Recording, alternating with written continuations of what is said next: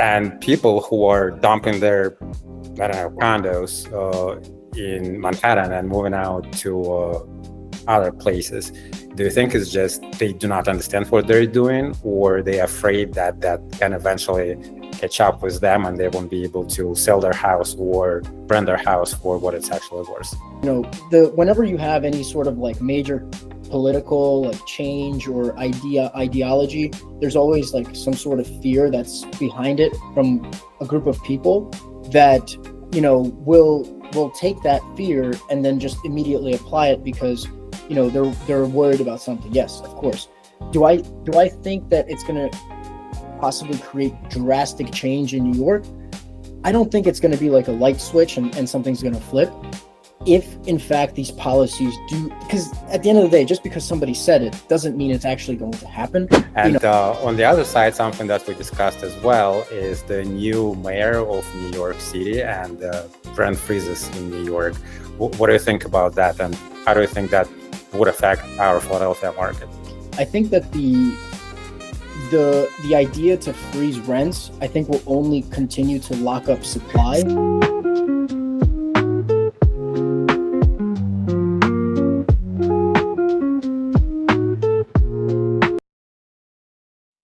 Hi, welcome back to the Philly Landlord Guide, the show for real landlords doing real business in Philadelphia. I am your host, Yuri Skripnichenko, licensed broker and property manager here in Philadelphia.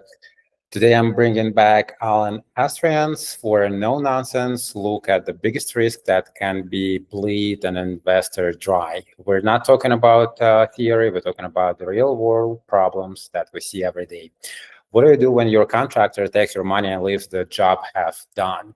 How do you protect yourself from wholesalers pushing fantasy rehab numbers and crazy ARVs? And on top of that, we've got new threats coming from politicians.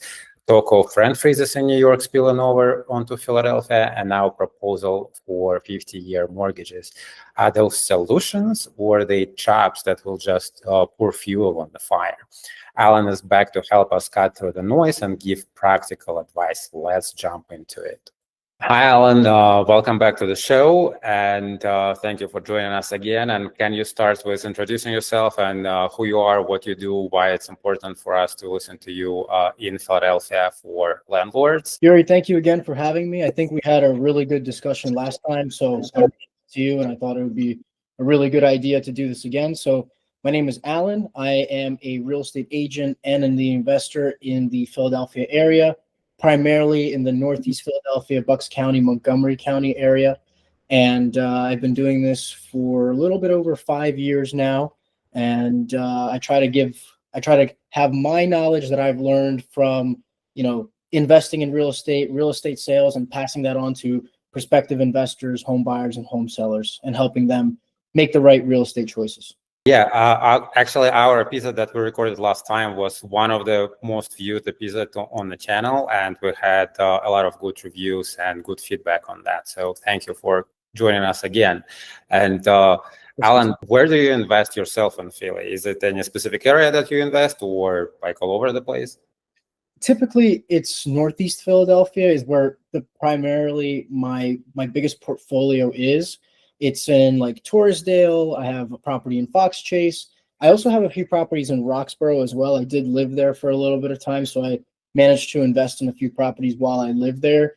And now I'm kind of shifting a little bit of my focus into the Bucks County area, still pursuing options in Northeast Philly, but kind of moving towards that suburbs Bucks County area as I'm also migrating myself physically into those locations as well. Is there any specific reason why you're shifting to Bucks County versus Philly? So, hindsight is 2020, and if I were to kind of do it all over again, I'd probably invest in Bucks County over Northeast Philly. And the reason why, there's actually a couple reasons. The price to rent ratios are a lot higher in Bucks County.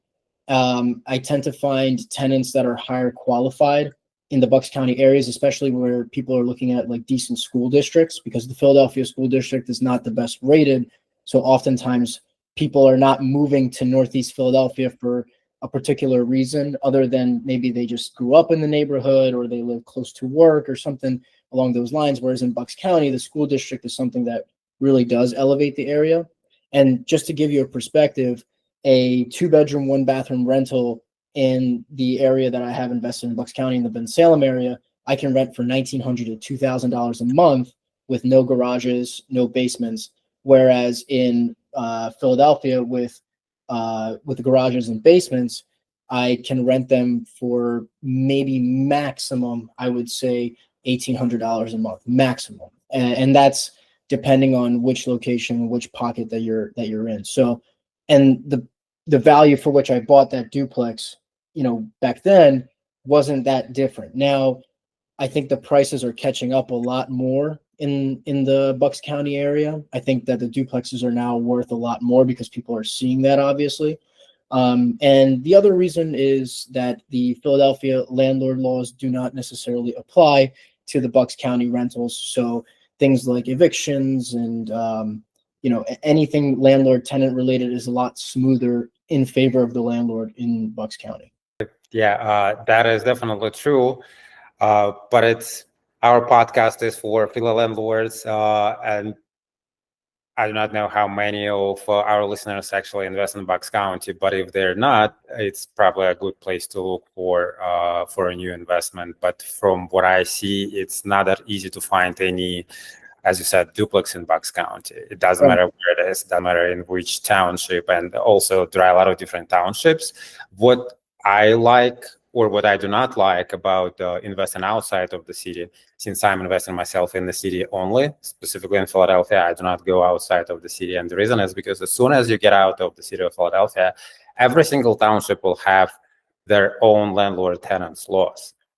And if you're buying 1 or 2 properties, that is fine. It doesn't matter. You can have one in Salem, the other one in, I don't know, Southampton, and you can just deal with 2 townships and you know what's happening. But when you have 10, 15, or maybe 20 properties all in different townships, that becomes a headache because you have to follow specific guidelines from each township. You have to file specific paperwork. In some townships require you to have inspections, some don't. Some require rental licenses, some don't. And that all depends on, I guess, your personal investment criteria and what you're looking to do. But again, for me, it's just with the number of rentals that I have or that I own and manage as well, it would not be that easy to set up the easy process of managing those rentals. That's why I tend to stay away from getting outside of the city and invest in the city, as well as the city is my bread and butter. That's what I know. That's where I work, and that's what I can talk about. Right. Yeah. I think also to your point too, it's finding 1 or 2 properties is one thing, but finding the 15 properties in Bucks County is very, very tough. The market is a double-edged sword, right? If you have the property, renting it out and getting a decent return is possible, but finding it and getting it at the right price is incredibly, incredibly challenging. And you're right, every township has its own regulations and its own procedures for rental licensing. So for example, in Ben-Salem, I have to have somebody from the township actually come in and monitor that I have all of the proper safety equipment installed, smoke detectors, that I have locks, like I have window screens. I have all these kinds of little things that can be very tedious and annoying when you're dealing with multiple properties. When you have, 1 or 2, it's one thing, right? Or if it's like updated or whatnot. But actually, in one of those properties, the township lady came in and she made me repave my entire driveway, which was a $7,000 expense. Now, the driveway could have lasted, honestly. Like it didn't necessarily need to be. It was kind of like on that teeter-totter kind of space. But, in order to get my license, I had to spend $7,000 right off the bat to get that done. So if you are considering buying in a Bucks County kind of market, those kinds of things need to be, kind of set in stone. So you have to make sure that all those things are up to good standards. Yeah, and I think that would be a good segue for us to talk about this new thing that our president just tweeted recently, or the 50-year mortgages, and how do you think that can affect the market? And do you think, like, what are your thoughts on that? When I read, I definitely have a lot of my own thoughts about it, but I'm wondering to hear what you think about it as a professional who's working in real estate. So initially, I thought about a couple things. I thought about, okay, well, what are the actual pros and cons behind getting a 50-year mortgage? And the first thing I thought about is that most people don't actually get a 30-year mortgage and pay it off for 30 years and they're done with it. Many people during that period of time, they sell their real estate, they refinance, they do something else with that property or that mortgage, and many people don't actually hold on to it, which, kind of got me thinking to like, well, if you could lower your liability of your monthly payment, maybe benefit from more cash flow, maybe save a little bit more money per month. If you're not holding on for that mortgage for a certain amount of time, then, what's the big deal? So then I started actually kind of doing the numbers and seeing, what are you actually saving? What are you actually getting? Like, what's the actual benefit from it, right? Because, if you're getting a substantial cash flow benefit or, a decent margin between 30-year and 50-year per month, then maybe it's actually worth it for a lot of people to buy that property, because especially for investors, they're going to be leveraged pretty much for their entire lives. For most people, not many people are the Dave Ramsey, pay everything off as fast as you can. Most people are going to be leveraging. So whether it's 30 years or 50 years, what's the big difference? But then I started doing the math, and the difference in the payments between a 30-year and a 50-year mortgage was actually very minimal, because you have to kind of also, you have to also account for the interest rate increase. I don't think that they would be giving you a 50-year mortgage at the same rate as you would be getting a 30-year mortgage. Same thing goes for 15-year and 30-year. Now, the difference between a 15-year and a 30-year mortgage is that with the 15-year, you do get a big savings, but the payment difference is actually very drastic between a 15-year and a 30-year, which is why a lot of people opt for the 30-year mortgage. And, after the year 7 mark or so is when you kind of start to really pay off a good amount of principal. With the 50-year option, you're only saving a very marginal amount per month, but you're paying so much interest over the life of the loan. And because that interest is so front loaded in the beginning of the loan, that if you decide to sell even over a decade later, you would have only paid off like a very, very small fraction of it. So, you would have to pretty much bank on property values increasing, which again could happen because more people can maybe afford that extra $200-300 a month. So, maybe in the beginning it blips up, but I think financially it's not the best decision. Yeah, I agree with everything that you said about it, but also what I was thinking is that the whole point of them talking about this 50-year mortgage is to have more affordable housing, right? So the idea is that your payment will be lower, that you would be able to buy a house that you cannot buy right now, and you would afford to have that mortgage. But the whole idea of affordability is for people to actually get in the housing and start growing the equity in the property and own something. If you give people 50 years mortgages, just think about it. Even if you are a 25 years old guy and right out of the college, you decided that you will buy this house and pay it for 50 years, you will be 75 years old man by the time when it's fully paid off. Right. And for most people, they're not buying it at 25 years old. They buy it at the 30 years mark and older. So by the time when you actually get to use that product and pay it fully, most people will not even see the end of that mortgage. They will just pass away by that time. Right. And at the same time, you will increase the amount of people who would be on the market. By doing so, you will increase the value of the properties, because we are not building enough of properties, especially affordable properties. And if you're providing people with some product that gives them more power to buy, that means that we will have more buyers, we will have less sellers, we still do not have enough supply, and the prices will go up again. And that will kind of kick in the back both buyers for 30 years mortgage and 50 years mortgage. So I don't think you're actually achieving any affordability, and you just making it worse for people who's actually getting those 50 years loans because they will never pay them off during their lifetime. And on average, people in the United States own a property for 12 years. Mhm. So if you take this 12 years, and as you mentioned, for the 50 years loan, you're not actually paying off or not starting paying off the loan until probably like year 22 or 27. So if you buy this property with 50 years loan and you sell it in 12 years, you may be underwater. You do not know what the market will look like. You will not have any equity at all, like literally zero. And you still have all of these fees, transfer tax, agents fees, closing fees. So I think the whole idea maybe is good to provide with some affordable product, but the way how it can play out, I do not see that it will be helpful to anyone at all. With the only exception that if they create some product for 50 years loan that is available for investors, that may be a little bit different.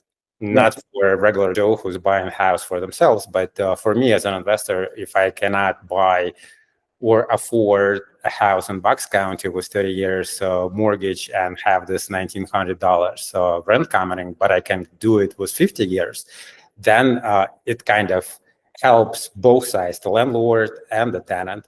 By spreading my money over 50 years, I can have lower monthly payments, so I still get some cash flow. And for the tenant, that means that their rent will not be as high as it would be. Right. But I don't think that's what they were talking about. And on the other side, something that we discussed as well is the new mayor of New York City and rent freezes in New York. What do you think about that? And how do you think that would affect our Philadelphia market? The idea to freeze rents, I think, will only continue to lock up supply. And I think that it will create a giant imbalance in the New York market. Also, there's a lot of people who are, business consumer minded, I would say, entrepreneurial, capitalist, that I think are not going to be backing a lot of these ideas. And I think from that, there will be a bit of an exodus that will be coming to the Philadelphia area or to more affordable areas where people have more, rights or things that they can have. But because with the freeze the rent idea, in theory, it's good. I think it's like a short-term, play, like, okay, yes, your rents don't go up, people can afford things or whatnot. But what's happening with freeze the rent is that when you create rental stability apartments, a lot of times people have that apartment and the rent doesn't go up or it can't go up, for example. What are the people that have the apartment going to do? They're just going to keep renting and renting and renting and renting and renting. And that supply will never reach the market again because they want to lock in that rate. It's like the 3% mortgage rate. It's the same concept. No one wants to sell their house anymore because they don't want to get rid of the 3%. Same thing with freeze the rent. If your rent is 30% less than market, why the heck would I ever give it up if I can just have it, maybe pass it down to my family or whatever, if I continue to take care of it?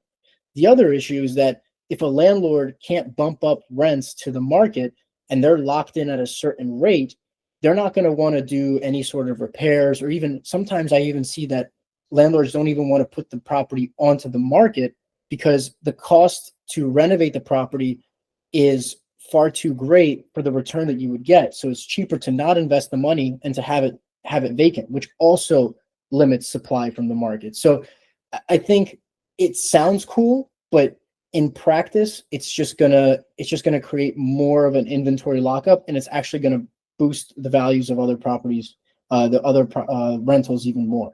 And kind of to what you were saying a little bit before about that 50-year mortgage situation as well, is that I think for the regular homeowner, you're right. I think it doesn't make any sense. But for the investor who's looking to maybe benefit for an extra $100, $200 of cash flow per month, I think it makes sense for that person because then people don't have to charge exuberant amounts of rents in order to get that kind of cash flow. So ultimately, I think that these policies in New York, they're gonna really affect the Philadelphia market. Long-winded answer, but yeah.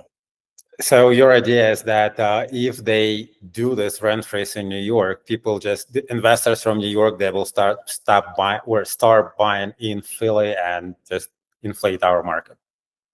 Investors and homeowners, and they're already actually seeing this in Connecticut a little bit too, where homeowners, it's not like COVID where people kept their apartments and then they moved to like another area just to have a little bit more space. Now people are actually going to be dumping their New York real estate and moving into other more favorable markets like a Pennsylvania, maybe a Connecticut, maybe even a New Jersey market.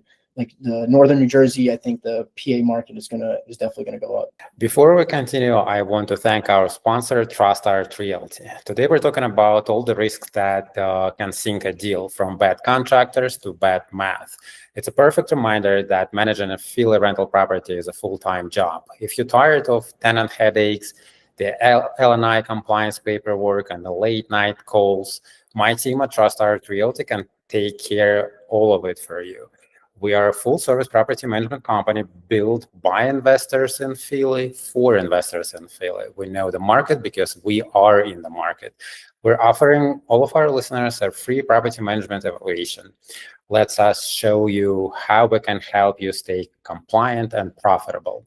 Email us at trustartrealty@phillylandlordguy.com or click the link in the show notes or go to our website at trustartrealty.com to schedule a call, and we will help you. All right, back to the show. Do you think it's just a hype and the people just do not understand what exactly that means, the rent freeze? Because first time when I heard about it, I'm really trying to stay away from all the political news and news in general.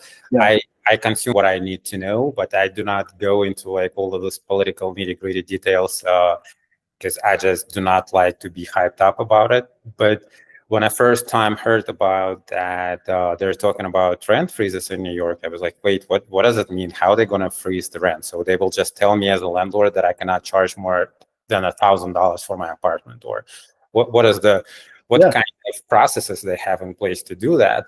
And then I read about it a little bit more, and basically what it says, it's a rent freeze for subsidized housing. So basically, I guess if you put it onto Philadelphia, it's for all housing that are subsidized by PHA. Mm-hmm. And New York, from what I gathered, it's about 2 million of those units, which is a lot. Yeah. Especially if you compare to Philly. But still, it's just a part of the units available in New York. So it's not the blanket freeze for the whole city. It's just for those units who are subsidized by the government or by the New York City.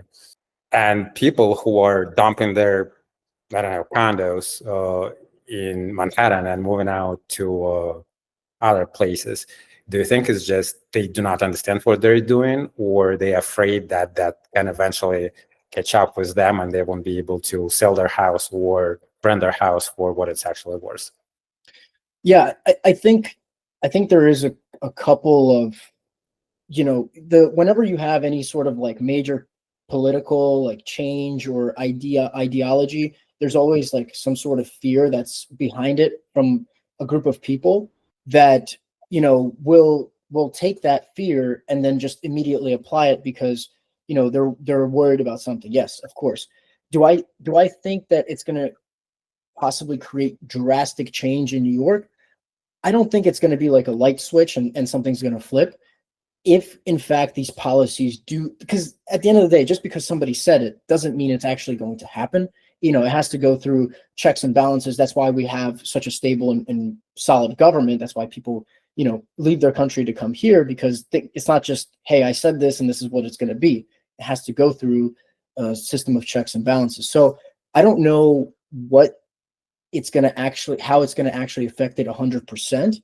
Now, if it were to actually go into place, then ultimately, I think the investors are definitely going to be getting the short end of the stick for in the New York market, because if the reason why people do, at least in Philadelphia, why they do the PHFA and the Section 8 is because they get a subsidy from the government to actually get a little bit more rents, because they're taking on technically more risk, And because of that, they're able to collect a little bit more income and provide that housing. And if you limit that, right, and now the risk is still higher, but now your payout is lower, what's going to be the incentive for those investors to buy those kinds of properties? Probably not much.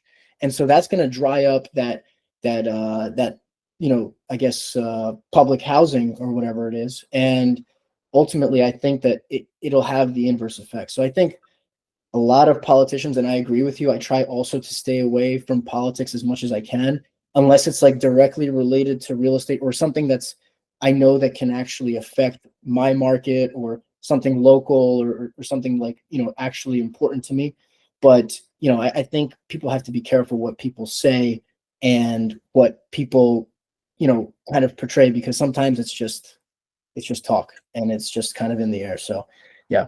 Yeah. Well, I think from my experience, what we've seen or what I've seen is, I would say somewhere around COVID, that's where it picked up, that we started having many more investors coming from New York or out-of-state investors, but New York as well. So I think just a shift policy like this may make more New York investors come into our market, which will be bad for us in the sense that we already have kind of tight market. It's not easy to find a good property or a good investment that can actually make any money for you.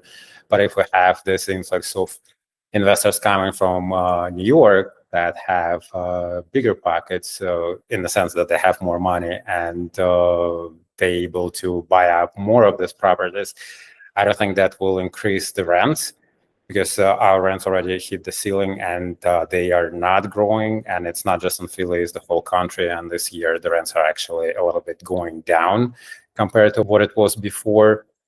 So I don't think that it's a good thing for Philly, all of these New Yorkers coming here, buying up the properties, driving up the prices, but at the same time, the rent stays stagnant.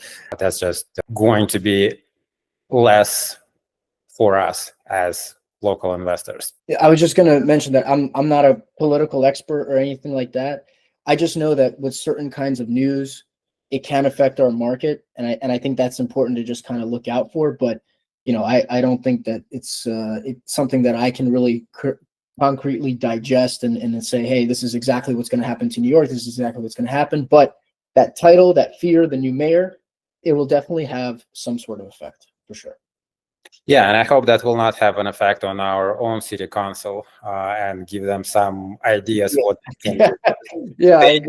They're already creating so many different things that we as landlords need to be aware of and follow. And if they all of a sudden get this idea that, oh, rent freezes, maybe we should do it in Philly, hopefully they will not. But yeah, talking about all of these investors coming in and us investors buying properties in Philly, we're seeing more and more landlords or investors here getting burned by contractors. Contractors just walking off the job site, leaving projects half finished, or the budgets are completely blown off. How big of a problem do you think this is in the city and right now? And what do you see in your work?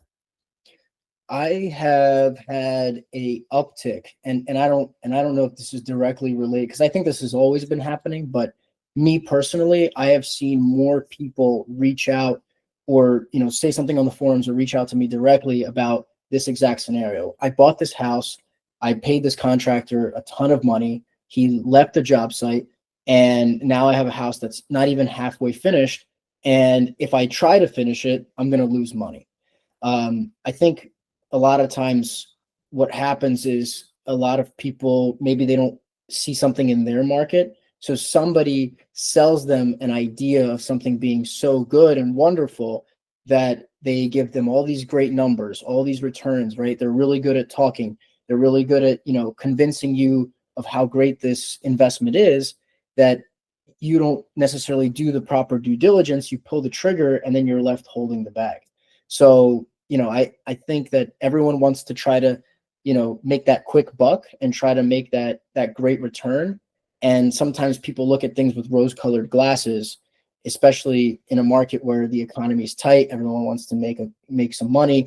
Instagram is popular. Everyone is apparently the richest person in the world on Instagram, and so everyone wants to be like them.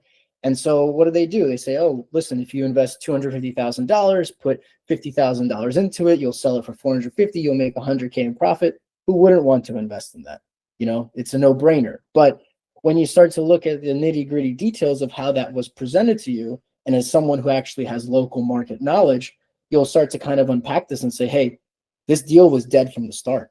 It was an absolute dud. You know, you didn't look at your ARVs correctly. You only looked at active sales, not closed sales. Your contractor estimates are just absolutely way off.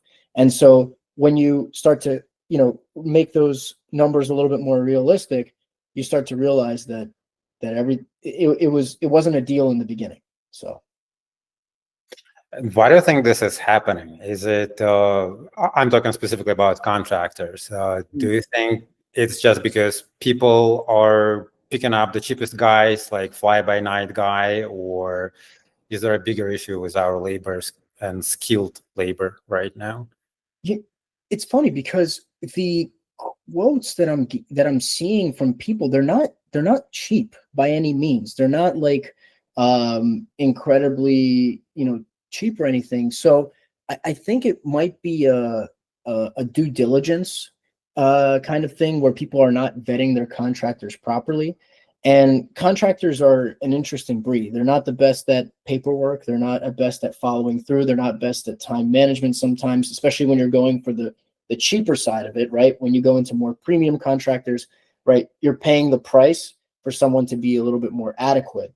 Whereas if you're trying to save money, you know, you don't know what you're necessarily getting into. And if you don't have construction experience and you don't have experience managing a project, knowing what needs to be done, and you're dealing with somebody who's inadequate, you can't be on top of them and tell them, hey, what are you doing? Is this right? Is that wrong? And by the end of it, you already paid them $80,000 to $90,000 for absolutely nothing. And now, because they've mismanaged their time and they mismanaged their finances, they walk away from the project. Whereas somebody like me, if I saw that contractor and, you know, I saw the work that he was doing, I wouldn't be paying him in such installments so frequently unless I actually saw correct progression and the work being done correctly. So, you know, kind of having this thought as I'm explaining this, I think that a lot of people don't know the mechanics behind construction. And so the contractor says, oh, give me $10,000 because I need windows. Give me $10,000 because I need floors. Give me 10,000, you know, like, and they just collect this money and they don't know how to, you know, really see the progress of a project. And then they've already given them so many funds that nothing actually even happened. Whereas I would walk in, or somebody like you that has the experience, and the contractor's asking me for X amount of money, I'd be like, what do you need it for? Oh, well, I need it for this. Well, this is not even done. That's not even done.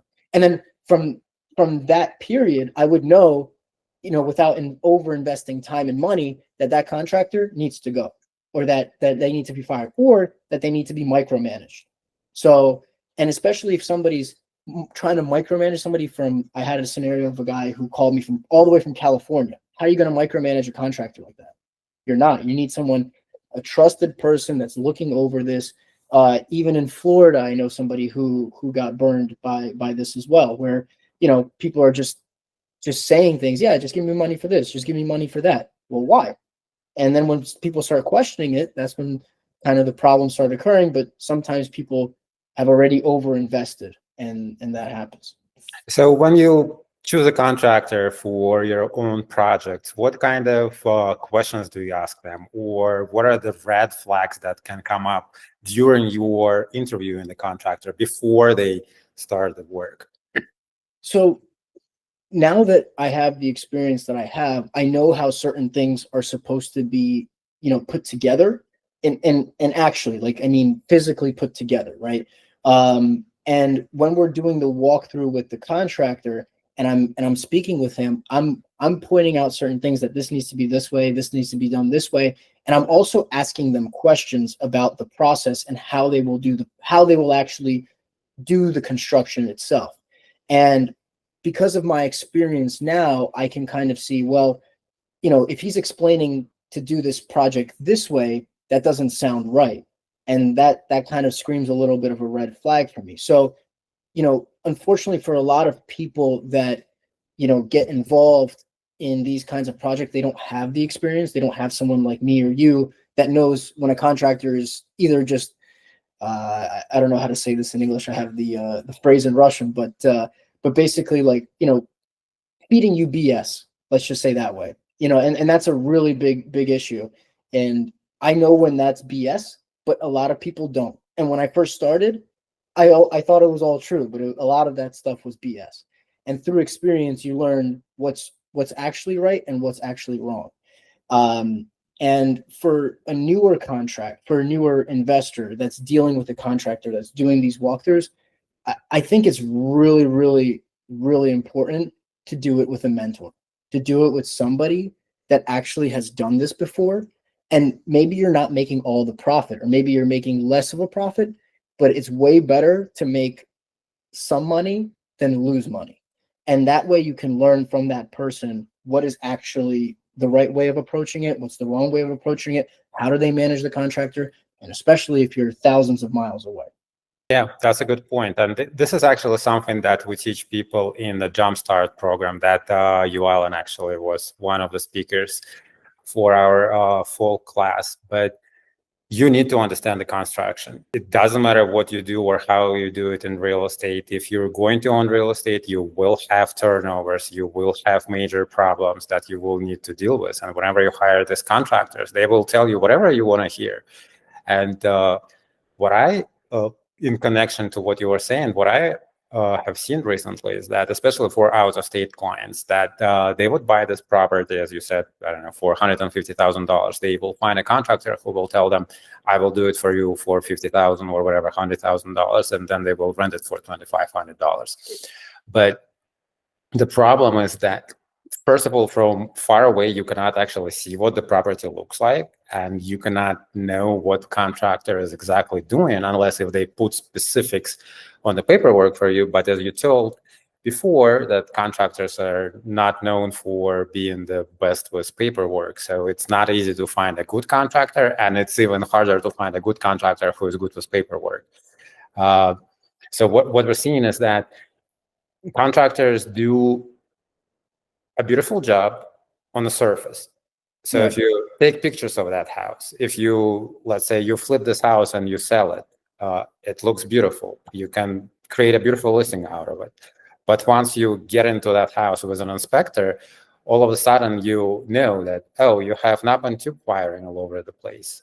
Your plumbing is 70 years old and it's leaking all over the place. As soon as you start your faucet in the tub upstairs, you have a leak in your living room. Your old furnace that you had in the house was replaced with a modern HVAC system, including the air, and that's just not working properly because the old furnace didn't need to have big enough ducts to bring enough air for the upstairs because it didn't have air. It didn't have AC, but for modern ACs, you need to have bigger ducts. But now what happens, your ducts are inside of the walls and you cannot fix it easily. You have to open up all the walls. You need to replace the ducts for your heat or your cool air to come to the second floor. So issues like that stay behind the walls, you cannot see them unless you're actually present at the property when the rehab is happening. And a lot of these contractors, they would just put drywall on the top of the existing walls, so you don't even know what's.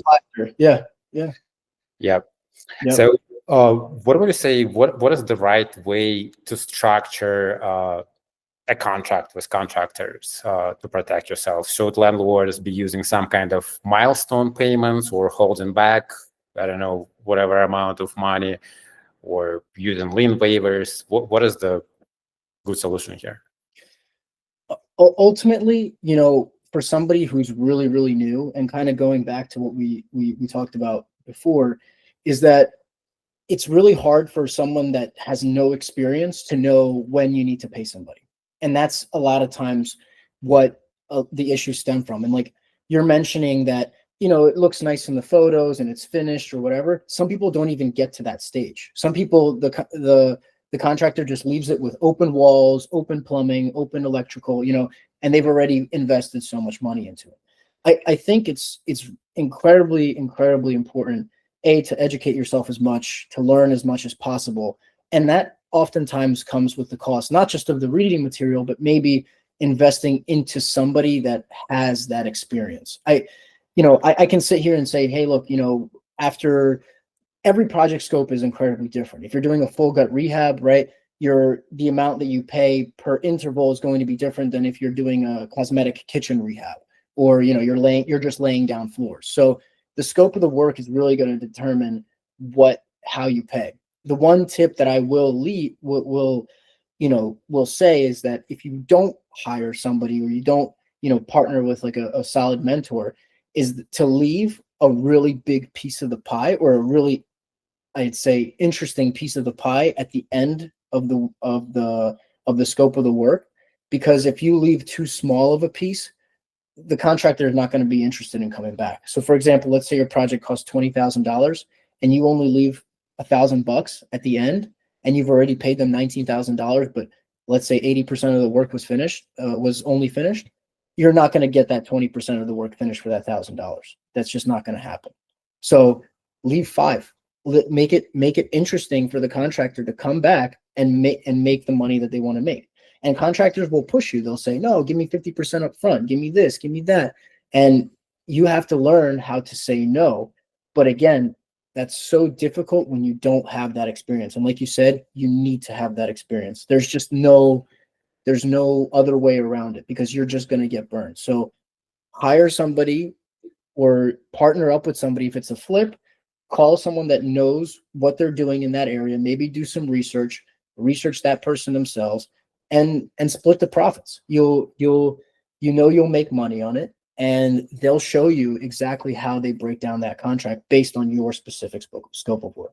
Yeah, it's a good idea to partner up with someone to get that boots on the ground experience. And the way how I did it, when I started, I didn't know anything. I was just doing everything myself. I was replacing my own doors and windows. I was putting new kitchen cabinets, and I didn't know how to do it. I had to ask contractors. I had to watch YouTube videos. But after doing it a few times, of course, I did it wrong.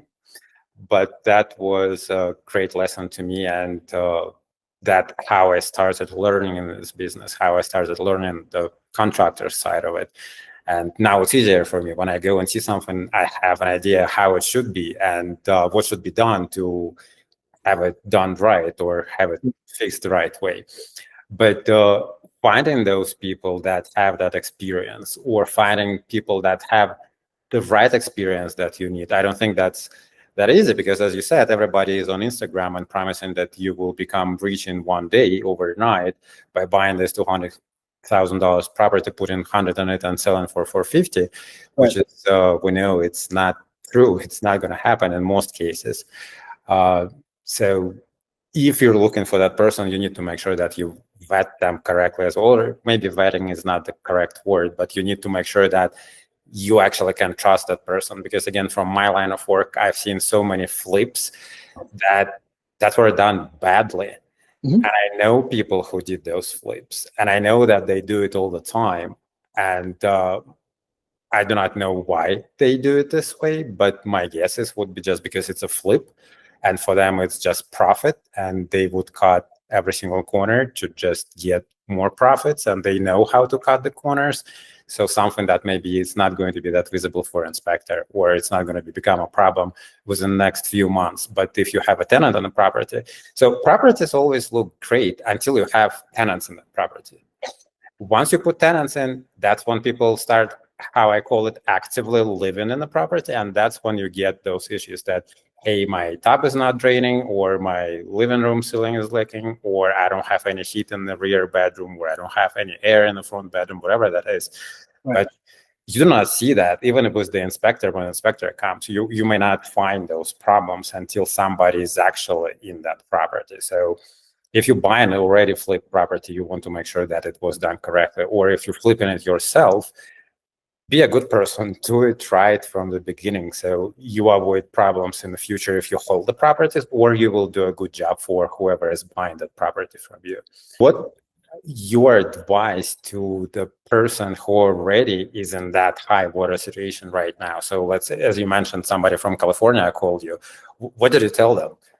I asked them to break down all of the numbers for me. And the immediate thing that I saw as a little bit of a red flag was that the person didn't have the numbers like ready to go.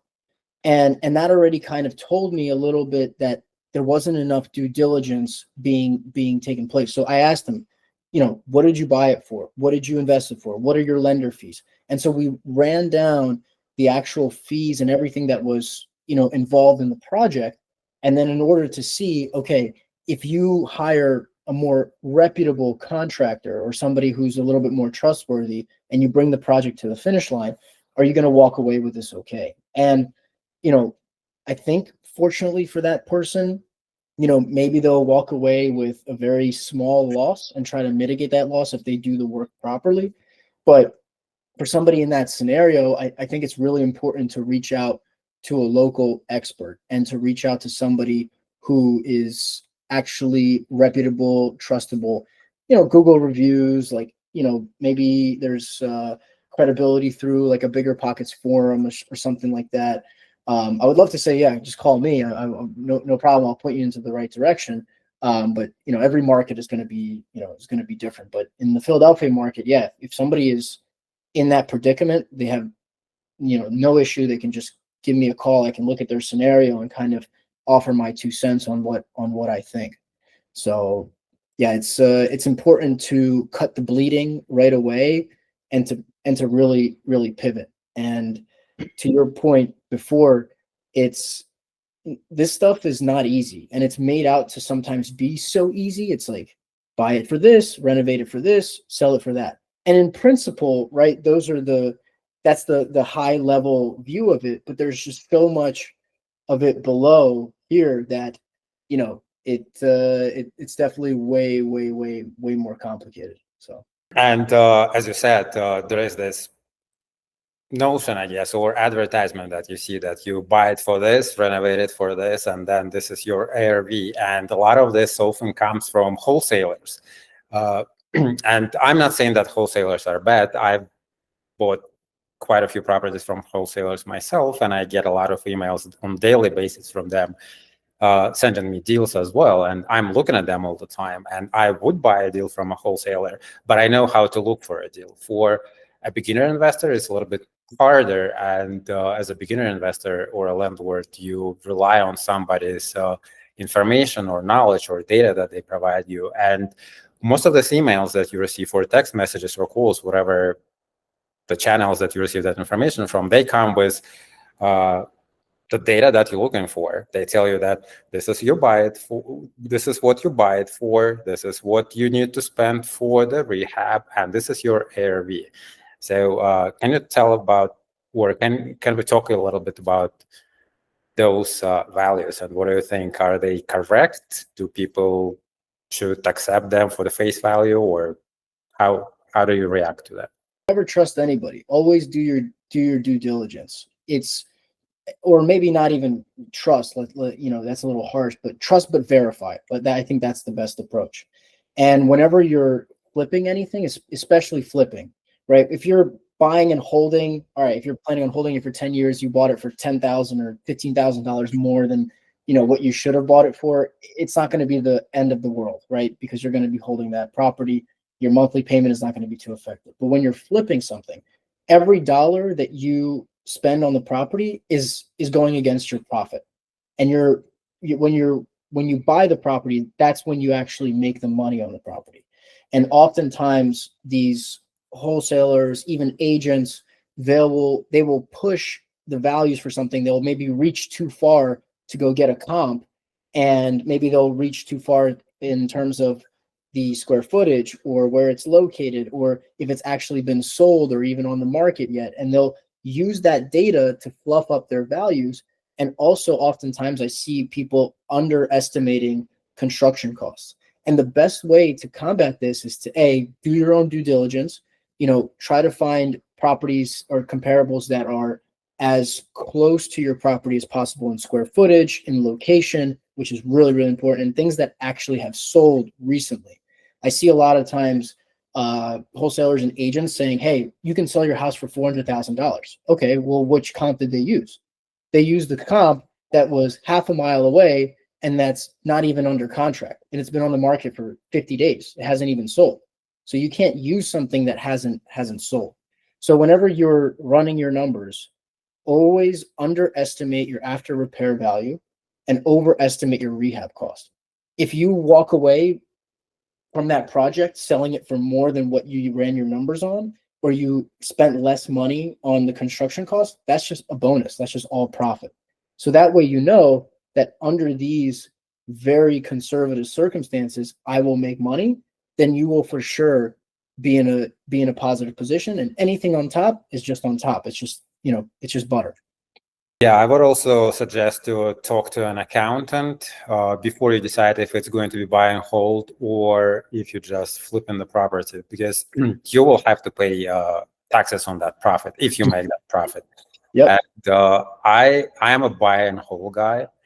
I never flip, but I had a flip first time ever in my life this year, and it was not by design. I think I spoke about it in one of the podcasts before.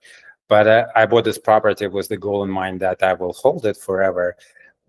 But during the construction or rehab, first of all, I spent more than I expected to spend on the property. And it was just in the hot market area where it didn't make sense for me to hold because my rent amount was much lower than the ARV of the property. And it just made all the sense in the world for me to sell it because I was making a decent profit on the property. So I did sell it, and I sold it within 7 days being on the market. But it was in the beginning of the year. Market was a little bit hotter at that time. But now, coming to the end of the year, I have to pay taxes on that, and I am very unhappy about it. So I do not know next time if I have that situation, if I would just keep the property or sell it again. But next year we'll sell once I pay those taxes. But you said that you need to do your own due diligence. And again, when you're a beginner investor or you've done it a couple times, it may be a little bit more complicated for you because you just do not know how to do it or where to get numbers.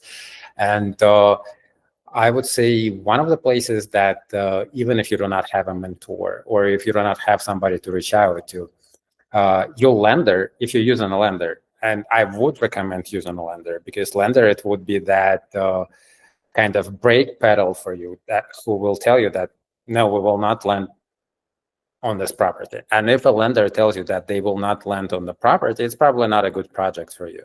They're not telling you that because you're not qualified. They're telling you that because the property is not qualified. If the lender is not lending, they probably thinking that you will not make enough money to pay them back. And right. if that's what they see, you probably should stay away. And then when you use a lender, they will ask you for that budget for the contractors.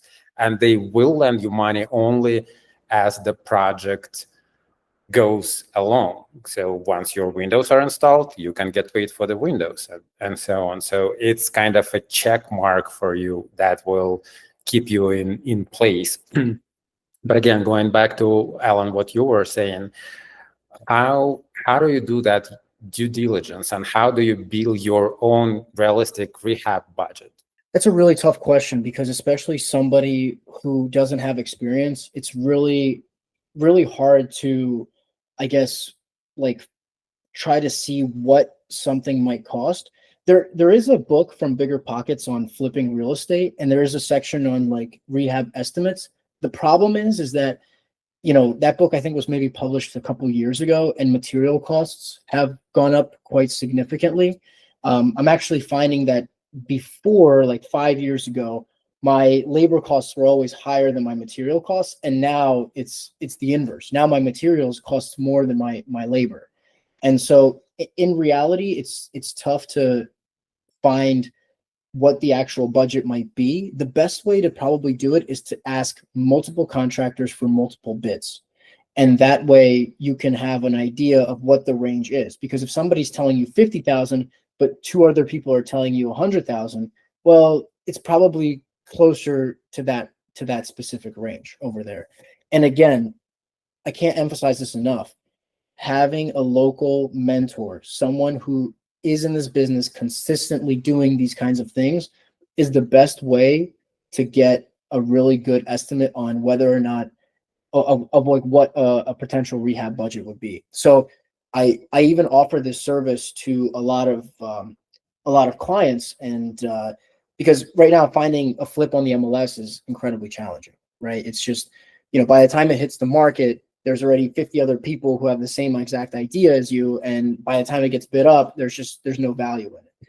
And I think you always have to be careful of wholesalers too, but wholesalers can actually provide you really, really good deals, and they should absolutely get compensated for it when that happens. Like I've seen some numbers before. I was like, wow, I wish I knew this wholesaler. I wish I bought this deal because it was actually such a good deal. But for somebody that's kind of getting into this, it's important to get in touch with somebody like myself, or like a professional that can run the numbers for you, even actually probably visit the property and tell you, hey, is this a good deal or not? And then if you buy it off the market, I can run the numbers for you. I can give you realistic ARV values so that you have another, I guess, second set of eyes just looking at the property. And that way you do your due diligence. The wholesaler gives you one thing, the agent gives you another thing, and now you have two solid opinions, essentially. I would also add to that, when you compare bids from contractors, make sure that you are comparing apple to apple, not an egg to an apple. If you ask in one contractor, or if you just tell them, hey, go to this property and give me a bid to rehab it, every contractor will have a different idea of what that rehab means, what you want them to be doing or not doing, what you want to get done or not. So you need to build that list of the items that you need to do. And the more detailed the list is, the better outcome you will get. And that way, if you have a list of items, at least it can be simple. It doesn't have to be super detailed, but tell them that I want to have a full gut. I want this wall to be removed. I want to put drywall here.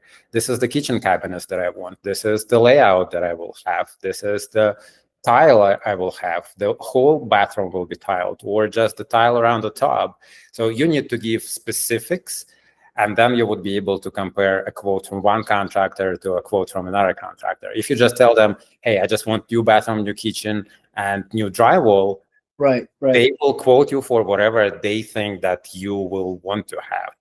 You have backsplash, you don't have backsplash. You have fully tiled bathroom, you don't have fully tiled bathroom. You have, I don't know, acrylic bathtub, you have the regular $100 bathtub. So it all depends on what specifics you have. And as Alan, as you said, the material prices are so much more expensive now than they used to be. And the difference between cheap materials and good materials are even bigger now than it used to be. Right. So just keep in mind that when you're building up your budget, that you have specifics that you want to get done, and then you can compare those quotes between contractors, not just a quote for a full rehab. And I usually don't defend contractors, but this is the case where I would defend a contractor and say, all right, well, if you had in your head, like you said, fully tile a bathroom versus just do the tub surround, and you don't explain that to the contractor, they can't read your mind. And the cost of fully tiling a bathroom versus just the tub surround, those are two different costs. And a lot of times I see that being a conflict of like, well, we talked about this. Well, it's 50-50. So you're absolutely right. In your scope of work, it has to be so clear that a 5-year-old can understand it. And the more detailed it is, the more points that you have in your contract. I want it to be with this tile. I want this grout, like almost annoyingly complicated. And honestly, nowadays you could throw it into ChatGPT or like an AI software that like you don't have to sit there and do it. You could just kind of give it like a prompt, but then you can go through and make it a very, very detailed list so that when you go to the project, you go to the scope, you just check it off. And you and the contractor are both on the same page. He can give you the runaround, and you know that you're getting exactly what. Yeah, and once you find that contractor that you're happy with, that does a good job for you, just keep them, make them happy, pay them as you supposed to, because Right. it's not easy to find good contractors. It's not easy to keep them. And once you get one, keep them, and they will make you happy. They will make you money. You will make money for them. It's a win-win for everyone. I have relationship with my contractors that doing my projects that been doing it for a long time, and I trust them. I know they know what I need, and I don't even need to create that detailed budget anymore. They just know that, hey, we're going to do exactly the same thing that we did at the previous property. They will go in, quote it on for me, and then I just give them my credit card. I would not recommend anyone doing that. Do not give your credit cards to contractors. But these contractors that I just have personal relationship with, and I've known them for years, and that works for me. So I trust them, they trust me, and it's a good relationship. So once you find those people, keep them in your team. Do not keep shopping around for a cheaper quote. You can always get cheaper quote, but Right. the cheaper quote comes with its own negatives. Right. Yeah, it's important to keep them around. And I have a contractor, for example, too, that, I've learned to trust him and I've learned to kind of work with him. And I like the way that he works, that I actually recommend him and give him a lot of business in order to promote his own business. And that kind of works as like a mutual relationship because my clients get a pretty decent service. He gets extra business. And then whenever I have a project, I know exactly what to expect from that person. But my only recommendation with that is no matter how much you also like you get that like my clients I'll give them that person, for example. They say, well, do you trust them? I say, well, yeah, I do, but no matter what, always do your due diligence, always write the contract, develop that relationship first, and then once you have that relationship, then you can kind of not have as not have as a detailed of a contract, and once you have that kind of relationship. But usually it's always just really good to just take that extra step and to really write everything down. Yeah, and it takes time to develop that relationship. It's not going to happen after first flip or after first job. I've had experience when I had an amazing contractor who did an amazing job for me, and then the second job they just dropped the ball. They just completely ghosted me or wasted money or whatever else happened with them. So yeah, it definitely takes time. It definitely takes multiple projects for you to establish that trust. But when you do, that's a beautiful thing. It's really it's really interesting because and this I think comes from a really interesting perspective here, is that a lot of people have friends that they don't trust with money, right? People that they've known for years and years and years and years and years, and they have certain things about that person that they wouldn't even give them $100, for example. But yet people are giving hundreds of thousands of dollars to a complete stranger without doing all these checks and balances, right? So like you have to look at it from that perspective too. That relationship that you create with that person takes a lot of time, just like a good friendship. And you absolutely need to vet everybody as much as possible. And yeah, if you wouldn't trust your friend with this much money, why would you trust a stranger, especially? So between all of this bad contractors, bad wholesaler math, and political risks that we have around us, what is your one piece of advice for the Philly investor to stay profitable and sane for the rest of this year or beginning of the next? It's a good question. It's to, like, again, make sure that you're making a calculated and proper decision. Make sure that you're talking to as many people as possible so that you can formulate the right opinion without creating that analysis paralysis. Make sure that you're reaching out to the right people. Make sure that you're doing your own due diligence. And for most people, I think that the buy and hold strategy is a lot less risky than probably doing like a fix and flip. And again, investing in the right location, investing in the right people, and putting in the right people into that property. I think the old school rules are always the best. Location, location, location. Make sure you're buying the right property, and make sure you're in touch with the right people who can give you the right guidance. Yeah. Alan, this being auctionable as usual, remind our listeners where they can find you and how they can connect with you. And we will drop that in the comments as well. Yeah, absolutely. So Instagram is really good. My Instagram handle is my last name, then my first name. So it's Astrians Alan, ASRIANTS ALAN. And then my phone number is not a bad idea too, to shoot me a text, 267-767-0111. And those are usually the best methods. And if you want to look up me on Bigger Pockets, you just type in my name onto the Bigger Pockets platform and I should show up. Sounds good. Thank you, Alan, for showing up for us and for all of this great information. And I hope we'll talk to you next time. That's all the time we have for today on the Philly Landlord Guy. Alan, thank you for coming back and sharing some serious practical advice. My key takeaway today: this is a business of risk management, whether it is the contract you sign with the builder, the numbers you personally run on a deal, or the political headlines you're watching. You have to do your own homework. Do not trust, verify. Thanks for listening. If you found this episode valuable, do me a favor, subscribe, leave a review, put a like, share it. It helps other Philly landlords find the show. That's it. We'll see you on the next one.